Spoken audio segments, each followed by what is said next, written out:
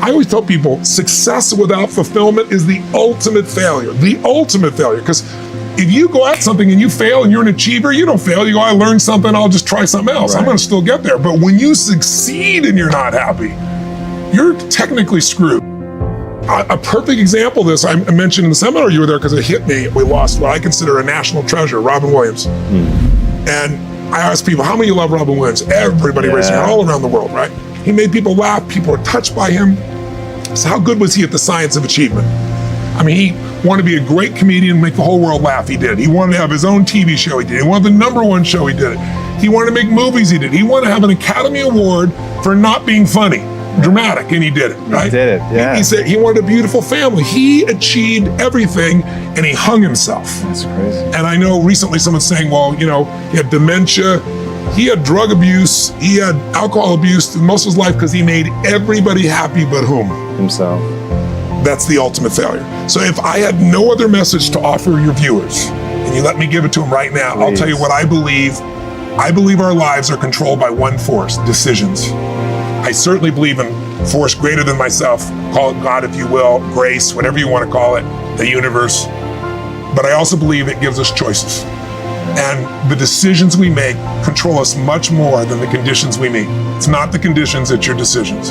Decisions of what to believe, decisions of what to do, decisions of what to give. You know, look back 10 years ago, 5 years ago, 15 years ago, and think of a decision you made that if you would have made a different decision, you'd have a totally different life today. Better or worse, I don't know, but totally different.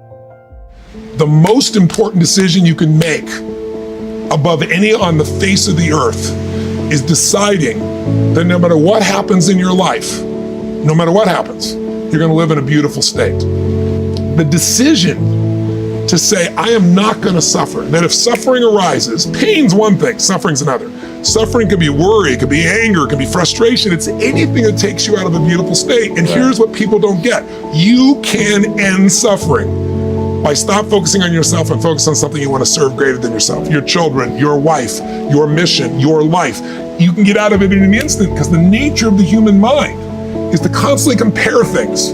Your mind, your brain is a 2 million year old device, and it is not designed to make you happy. It's designed to make you, it's designed to make you survive. Right. And that's why it's always looking for what's wrong. But it used to be what's wrong, a saber-toothed tiger, so I can protect myself. Now people are worried about what people think about them, or do they have enough money? When 2/3 of the planet lives on $2 a day, and you're making $38,000, you're rich. The poorest of the poor in our country are considered rich. That's not, I'm not saying they should stay that way. Right. But my goal would have you consider something. Life is short. We don't know how short it's going to be. But if you only had a week to live, I bet you wouldn't allow yourself to suffer over a little crap that makes you crazy normally. I think you would probably spend time with those you love. You would do what you love. You'd take awe in a sunset. You'd smell the air. You would take in everything in those final moments that you possibly do. So my thing is, why wait? Right. Right? Why wait? Why not just decide and say, I have made the most important decision of all. Right. I'm gonna live in a beautiful state. Because here's what's gonna happen. Anybody watching, you may lose a family member, you probably will. Somebody may get cancer. Your business the government might change the rules. They might change things radically that you can't even do anything about it. You might go bankrupt. You might get divorced. I'm not saying anybody will, but no one knows what's gonna really happen in your life. Life's full of uncertainty, but here's what you can know. You can decide no matter what happens, you could have a great time. So my invitation is, as great as it is to achieve, more important to enjoy. What the hell is success? It's hitting an expectation. And I always tell people, man, trade your expectations for appreciation, and it's a whole new world instantly. Yeah. If you can appreciate this moment, if you can't find ecstasy in this moment, in a conversation with a friend, and looking in your wife's eyes, being with your children, going on a run, if you can't find ecstasy now, I'm here to tell you, more money, more people, more love, more business, more anything is not going to give you more ecstasy. If you can't do it here now, you're not going to do it there when you got more.